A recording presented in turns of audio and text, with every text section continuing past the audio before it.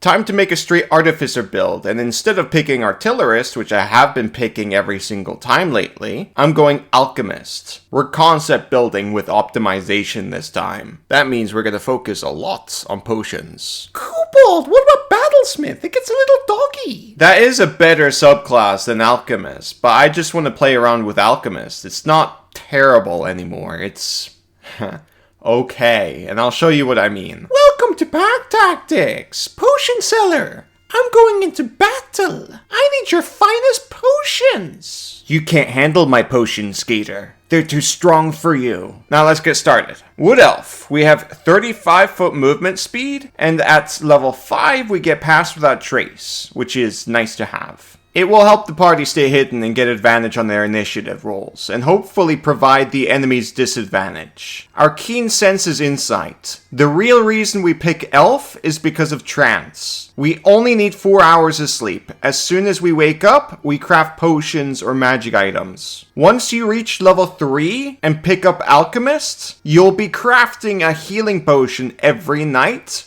while you wait for your party to rest up. Brewing a healing potion normally takes 8 hours, but with Tools of the Trade, it only takes 4 hours because your crafting time is halved for potions. If you have a friend help you, then the time is halved again to 2 hours. But Kobold, it says it only applies to the crafting rules in the DMG, not the player's handbook. What you showed off is from the player's handbook. You are 100% correct, rules as written. I can't argue against that. But then it takes like 10 hours to create one healing potion. What the heck? That's stupid. Exactly. You're playing an alchemist. You're supposed to be really good at making potions. So, let me make potions. I recommend asking your DM about this, and if they say we're following rules as written, then we're not creating healing potions. We'll just be focusing on resistance potions for the most part. Background, the skills we pick are Stealth and Sleight of Hand. We'll be stealthing a lot. Tool, Herbalism Kit. We need that for brewing healing potions using the player's handbook, which is the fastest method currently. We'll be leaning heavily into the concept for this build. We're an alchemist. Feat pick Magic Initiate for the shield spell. Alchemist doesn't get this as part of their progression like Artillerist or Battlesmith. As for cantrips, Toll the Dead and True Strike. We'll be using True Strike a lot with our light crossbow. If the enemy has high AC, then cast Toll the Dead and force a save. Maybe the save will land more often. It's easier to figure out the enemy's save chances than AC usually, but that's my experience. Now for point buy, 8 strength, 14 dexterity, 16 con, 17 intelligence, 10 wisdom, and 8 charisma. +1 goes into con, and +2 goes into intelligence. Now let's move on to our first level. Artificer, we have proficiency in Constitution, Medium Armor, and Shield. We get Tinker's Tools and Smith's Tools. Skill picks, Arcana and Perception. Arcana is especially important to pick up. If you don't have this, then you can't craft any magic items. Or even potions, now that I think about it.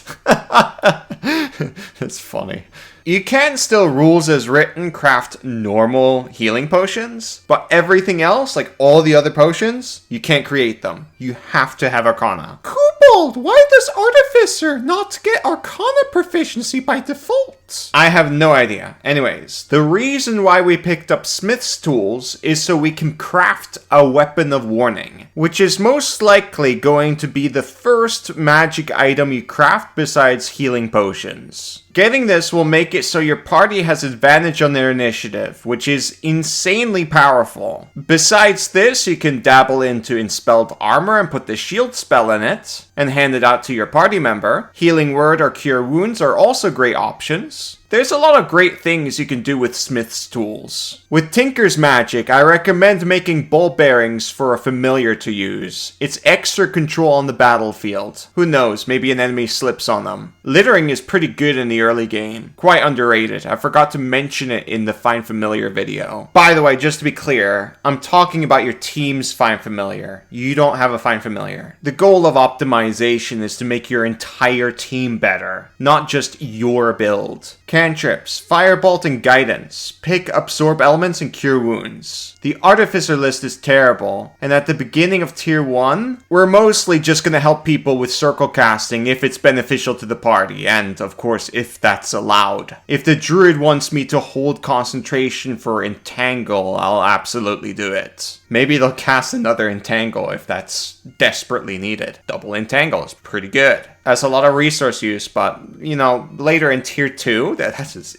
insanely good. Now for our equipment. For the sake of speed, I'm just going to be generalizing here. Get a light crossbow, dagger, shield, and the best medium armor you can get. Then from there, bullseye lantern and oil. Also get your herbalism kit or smith's tools. For optimization, I do recommend saving 200 gold so you can craft the weapon of warning as soon as possible. But it's up to you, you do whatever you want. If none of your friends have the proficiency to help you, craft a manifold tool for them. That shouldn't take too long to make into a real item. But optimization aside, and this leans into your concept more, printing healing potions is also like extremely effective. It's extra resources, and it's less thinking here. If the campaign is short, this might be the most optimal thing you can do. But I usually think about long games, because I play in a lot of long games. By the way, this video is sponsored by Describe, which enhances your gaming experience through enhanced immersion with fancy descriptions written by professional writers, and sounds and music by an award-winning musician in the tabletop space. This is true art and passion from the best of the best in the tabletop industry, with a growing catalog.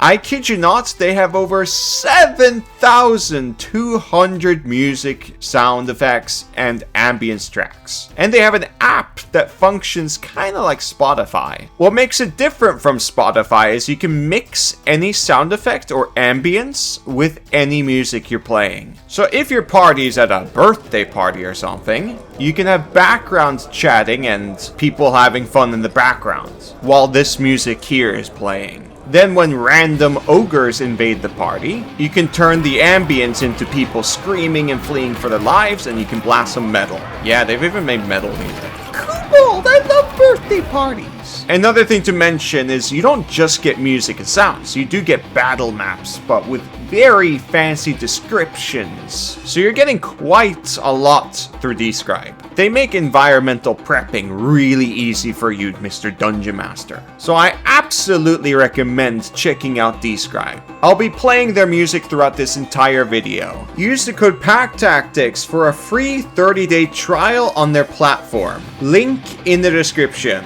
Back to the video. Level 2, we get Replicate Magic Item. We're going to create Cast Off Half Plates and Repeating Shots. The other two plans will be Bag of Holding and Alchemist Jug. Replicate Magic Items will get crazy once we hit level 6, and then 10 especially, oh my god. For now, it's pretty straightforward and very tame. If you find or get the money for a real half plate, then change the Cast Off Half Plates plan into a +1 shield. As for Alchemist Jug, we'll be using that for downtime stuff because it's a money printer. We can make acids and poisons to sell, which will net us healing potions to craft. Also, this is in theme with our concept, of course. As for spell pick, Jump. It's super good mobility for getting away or jumping into cover. There's utility with it too, of course. Just try not to jump directly up because you will take full damage from it. It's like 3d6. At this level, it can kill you. Level 3, we're now an Alchemist. The tool proficiency we'll pick is Woodcarvers. I don't think you'll use it unless the Warlock bugs you for a Rod of the Pact Keeper or something. Our spell list is pretty bad, but we do get Healing Word, which is a standout. Now, the experimental elixirs. You can make 2 of them, and sadly, you have to roll on the table. The good thing about these elixirs is they're a bonus action use now, and they're consumables that last until you take a long rest. Also, as you get to higher levels, you get more of them. Now, if you spend a spell slot to create more elixirs, you can pick the effect on the list, which is something we'll be doing all the time. It's an action to create an elixir, so I recommend creating them in advance. Don't create them in combat, create them out of combat. Look at the flight option, 10 feet fly speed for 10 minutes with a cost of a first level spell slot. That is S tier right there. It doesn't require concentration, fly up, shoot shoot down. If you stay up like 20 feet constantly, then melee enemies can't reach you or your friends. And if the enemies do have ranged attacks, their ranged attacks are usually weaker than their melee attacks. Then at level 9, you can fly 20 feet. At 15, it's 30 feet. This is obviously the best one. If you don't like default killings, the other options are good too. Boldness is bless in a bottle and it stacks with bless. The bad thing about it is power attacks are gone from the game, so it won't be that beneficial at early game. At late game it does pick up because saves against spellcasters and dragons, for example, are really important. Swiftness is long strider, and again, they stack. It also stacks with jump, but this is really expensive for you, Mr. Halfcaster, so I don't recommend it. Healing is cure wounds, but better. Healing others with a potion is a bonus action. Casting cure wounds is an action. But this is only better if you created the elixirs before going into combat, of course. And finally, we have resistance, +1 to AC for 10 minutes. Obviously, pretty good. But because you're a half-caster, it's not the best. You only pick this if you don't know what you're doing, or you don't know how the day will play out, really. That's all the general information. We won't really be casting any spells besides shield until level 5. I think creating 2 flight potions, one for yourself, and one to an important spellcaster will be enough for the entire adventuring day. Use True Strike with your crossbow and use the shield spell when you need it. Having 2 shield slots available is plenty enough if you fight safe. Now let's talk about potion crafting itself. You're playing an alchemist. If you're not crafting potions, then why the hell did you pick this subclass? Anyways, this mostly boils down to crafting 2 things, which is a little bit sad, but anyways. It's crafting basic healing potions, which I've talked about before, and resistance potions. Resistance especially is incredible. They last an entire hour, and it's usually really easy to predict what's going to be effective. If your quest involves a red dragon, then obviously craft fire resistance potions. Oh, you're going into a crypt full of vampires and undead? Craft necrotic potions. You get the idea. In my dragon games, I thought these potions would be more popular because they know the dragons before they set off to the quests. But surprisingly, all 4 parties are not buying or crafting these, which catches me off guard. These are extremely underrated items. Breath weapons and stuff like that is scary. Anyways, it will take you 2.5 days to create 1. That's 20 hours. With a friend, it takes 10 hours, which isn't bad. With downtime, you can crank out 1 pretty easily. You can also craft 1 when you're sitting on a cart traveling or a ship traveling, stuff like that. It's no problem. It costs 100 gold to make though, which is a bit expensive at this level. But once you hit tier 2, that's when I recommend you actually craft these. For now, just craft normal healing potions, or go for the important items I mentioned before, like Weapon of Warning. Spell pick is Detect Magic. It's a ritual cast. We're going to swap this later. Level 4, Warcaster. We improve our intelligence to 18, and we have advantage on concentration. Right now, this looks like an absurd pick because we have 0 concentration spells. But that's going to change next level once we get Web, which is the silver standard of shutdown spells. Spell pick, Sanctuary. This spell pick here doesn't really matter. Level 5 we get Alchemist Savant. Whenever you cast a spell using your alchemist supplies as the spellcasting focus, you gain a bonus to 1 roll of the spell. That roll must restore hit points or be a damage roll that deals acid, fire, or poison damage. The bonus equals your intelligence mod. This improves our Firebolt, which scaled by the way. Our Firebolt now does more DPR than our True Strike repeating shot light crossbow. Change the repeating shots plan into a +1 shield. You're only keeping that shield for 1 level though, cause at level 6 everything changes. Our healing spells also improve, so now when we cast Healing Word, it will heal 2d4 +4 +4, which is an average of 13.5. Sadly, this bonus doesn't work on our elixirs, even though this feature is called Alchemist Savant. It's It's not called Spell Savant, and yet it's improving our spells. Anyways, because we don't have extra attack or 3rd level spells, we are at our absolute worst here. We're terrible. But hey, we still have our 1st level flight, which doesn't require concentration. And in my opinion, that's as strong as a 3rd level spell, so there's that. This level is probably where you're gonna feel bad, but once we hit level 6, things improve dramatically. Spell pick Web. It's one of the best 2nd level spells in the game. Then swap Detect Magic and Sanctuary with Aid and Homunculus Servant. We'll be rest casting Aid. All that will do is add an extra hour to our sleep schedule, which isn't a big deal. Whatever. Keep in mind you have Trance. If anything, this is going to affect your crafting a little bit, but not much. Generally with Web, if you see difficulty, use Web for choke points or doorways. Make sure to anchor it to the ceiling so creatures can't jump through most of it, for example. Sometimes DMs like to be tricky like that. I've noticed ever since Baldur's Gate 3 came out, people have been thinking of jumping over AoEs more often, which is of course a really good idea. To stop that, anchor your webs. And by the way, don't light your webs on fire. I know your firebolt just improved quite a lot, just don't burn the webs though. Cast Toll the Dead. As for Homunculus Servant, it's a find familiar that can attack.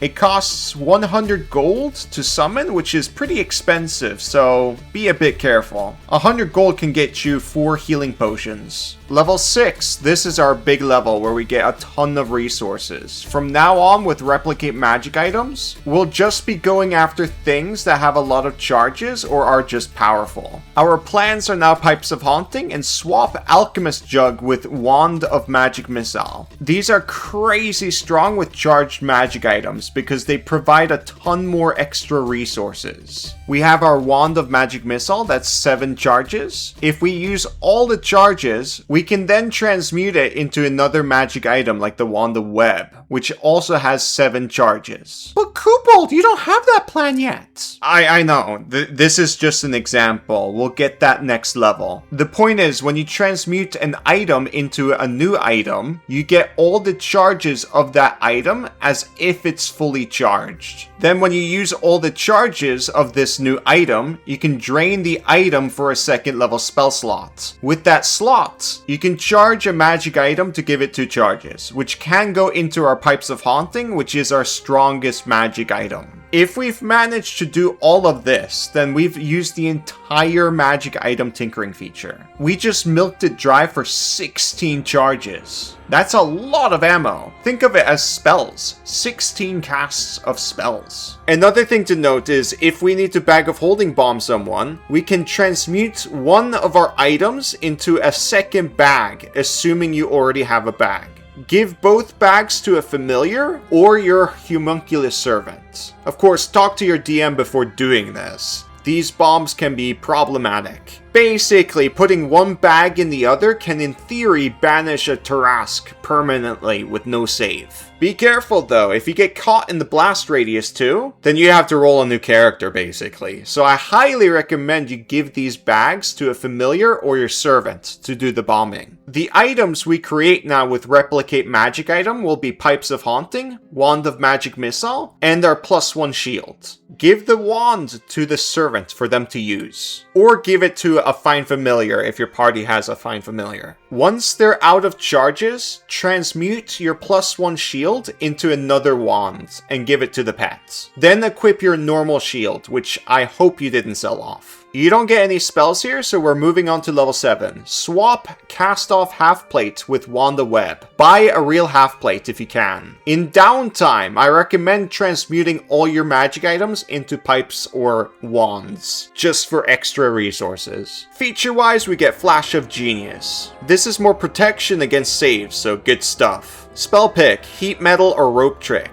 I'm going with Heat Metal. Cook and book doesn't work in 5.5, by the way. I thought I would mention that. So what you have to do instead is cook and dodge. That sounds like a short. You can make that. Anyways, target armor if it's made of metal. Overall though, you should be casting a lot of web for control. Web, bagpipes, and magic missile from your servants are your big guns. And remember, you still have your flying, potion stuff. Next, level 8. No new spells. You just get a feat. We're gonna pick Alert. We want to have a higher chance to win initiative to put down control if it's needed. Level 9, we get Restorative Regents. It sucks. We can cast Lesser Restoration a number of times equal to our Intelligence modifier that regains on a long rest. All it does is end the blinded, deafened, paralyzed, or poisoned conditions. You only really use this against paralyzed, which rarely happens. But I guess if the party really needs it, then they really need it. But I expect to cast this like once in the entire campaign. By the way, your elixir's improved, so that means your flight is 20 feet now, which is really good. That's the actual good feature you get here, not the new feature. Spell pick, we pick up Fly. Even though we already have first level flight, sometimes we need 60-foot fly, like to get away for example, or just general more mobility. And importantly, we can actually lay down prone in the sky without falling. That means all ranged attacks against us will be made with disadvantage. So that's really why we pick that spell. Our second spell pick is Tiny Servant. Give it a wand of magic missile or pipes of haunting to use. This guy lasts 8 hours, which is basically all day, and doesn't require your concentration. Your third level spell list does suck, so I wouldn't really blame you for summoning 2 of them and hand them magic items. That's more action economy, you know? They will also help you win initiative more often because you picked up alerts. Also, don't forget, you also have your Homunculus Servant. So there's like 3 summons on the field using your magic items. That is really good. That's where your power comes from. Your summons and your friends using your magic items. Specifically those with charges and stuff. Level 10, Magic Item Adept. You can attune to 4 magic items now. Nice. As for replicate magic items, we're picking up Elemental Gem. Breaking this lets us summon an Earth Elemental for an hour. Yes, we want the Earth one. Back in the 5e days, this was a 5th level spell. And this summon is amazing. 126 HP with 17 AC. Fun fact, because Artificers get this, they are currently the best summoners in the game. Throwing down a gem and summoning one of these doesn't require concentration at all, so you can put down multiple of them. So don't sleep on this gem. Maybe in downtime you can transmute all your replicated magic items into gems. It's up to you. Cantrip pick, Magic Stone. Basically, you hand rocks to your tiny servants for them to throw. They do really good DPR with this. It's a classic necromancy strategy in optimization. Level 11, this is another really big level for us. It's back to back to back. Cantrip scaled, we get spell storing item. Basically, we can store a single artificer spell of level 1, 2, or 3 in the item and cast it 8 times. When we get 20 intelligence, we can cast it 10 times. The spell we're putting in it is web. The subclass we picked doesn't have a 3rd level standout, so we're gonna go with the old classic meta, which was always to pick web and spam it. Wait, web?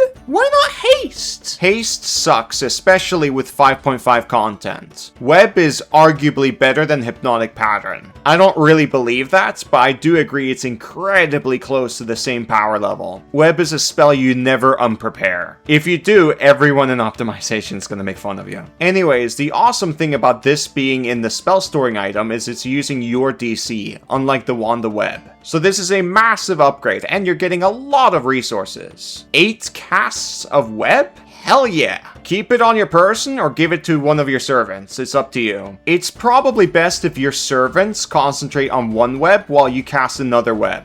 Double web in a choke point is insanely powerful. Spell pick, Rope Trick. This is a very advanced defense spell that provides cover. If you want more information about that, check out this video. I usually nerf Rope Trick because it's commonly cast in optimization and it's stupid broken. Also, you might want to ask your DM how they rule cool rope trick. Level 12, it's just a feat pick. We're going straight ASI and bumping our intelligence by 2. That way our DC goes up and we get 10 spell storing charges rather than 8. Normally I would have picked a feat here, but this gives us more ammunition for web rather than later. One last thing before we continue. This is probably a terrible idea, but if you have too many potions to a point where you just don't know what to do with them, then you can try mixing the potions in downtime. How that works is you mix 2 potions into a container and then drink it. Then you roll on the mix table, and there's a 1% chance one of the potions you consume will give you a permanent buff. There is a chance where mixing can kill you, but if it's downtime, it's never really gonna happen. Also on the road, your party can always use augury. That way you guys will always know when mixing is safe or not. Wheel and woe, you know? I might make a video on mixing, but I don't know. 1% chance is ridiculously low. And your DM is the one who makes the roll, not you. I learned about this rule super recently. Now for level 13, we just get a 4th level spell. We're picking Faithful Hound. This spell sucks, but it's actually pretty good with Wall of Force, because if the party leaves a small gap in the Wall of Force, the Hound can damage whoever is inside it. Also, you're gonna get Wall of Force yourself next level, so this is handy to have. This spell doesn't require concentration. But overall though, I actually recommend using your 4th level spell slots to summon 3 tiny servants rather than spending your 3rd level spell slots. That way you can give 3 of your minions stones to throw, which is good DPR. And then you save your 3rd level spell slots for fly or even web.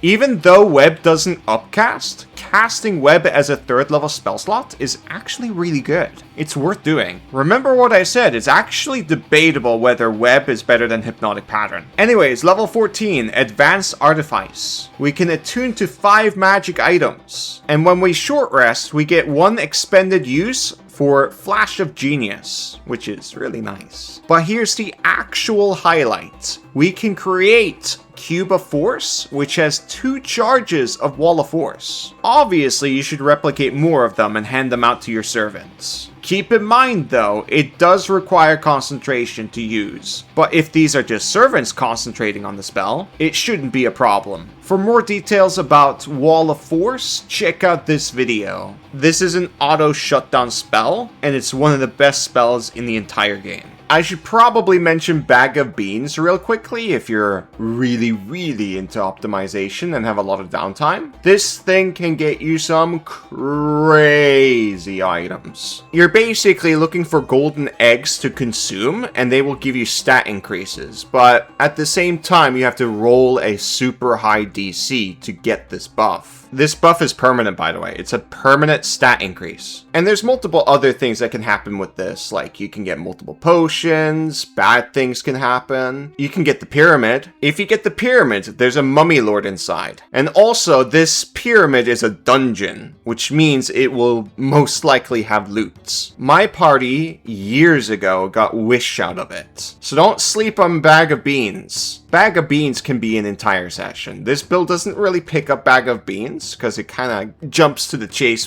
quicker. But since this is an optimization channel, I have to at least mention Bag of Beans existing here. Incredible option. If I'm playing with a level 14 Artificer, I'm telling them we're gonna plant some beans, baby. I've gotten the pyramid 3 times and I cheer every time I get the pyramid. There's so many good magic items in there. Oh my god. It's so good. There's no new spells here, so we're moving on to level 15. The Alchemist Capstone actually does quite a lot. And we finally got another feature that's actually related to alchemy. Alchemical Eruption makes it so our spells with acid, fire, or poison damage does an extra 2d8 damage once on each of your turns. You also get resistance to acid and poison damage and immunity to the poison condition. And finally, you can cast Tash's Bubbling Cauldron once per long rest, which is a fairly new spell. And it's really good. It's even worth considering on a wizard late game. Basically, the cauldron duplicates the properties of a common or an uncommon potion of your choice. And you get 5 scoops of the stuff. Again, I highly recommend going for the resistance potions. If you find out later in the dungeon that you're about to fight a black dragon and don't have acid resistance potions, you can take 10 minutes to plop this down, which is quite handy. 5 scoops is 5 players, you know? Oh, and this is actually a really good spell for mixing. So if you're farming those permanent effects, it's pretty easy right there. Spell pick, dispel magic. This is just so we have it and need it for something. I highly doubt you'll be casting it though. Half caster problems, you know? As for the cantrip pick, it doesn't really matter. Thorn Whip. You can maybe pull someone into an AoE. Level 16, we pick up Lucky. It's very common to pick this feat at late game. You have PB luck points to spend, and we'll mainly keep them in case we need to roll a saving throw. Saves are really scary here because the enemy spellcasters are insanely powerful at endgame. They're the ones that are going to shut you down immediately or kill you.